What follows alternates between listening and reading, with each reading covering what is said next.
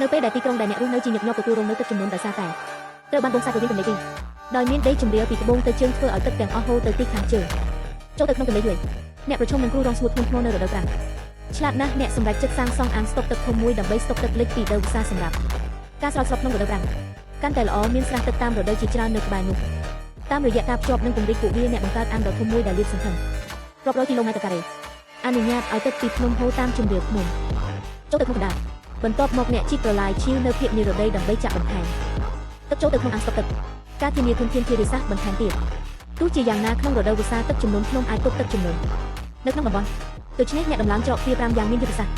ទ្វារខាងត្បូងនឹងសាងគ្រប់គ្រងលំហូរធារាសាស្ត្រក្នុងអំឡុងពេលរដូវប្រាំងចំណែកទ្វារភាគពីយប់ខាងជើងទី1និងទ្វារខាងជើងទី2បម្រើជា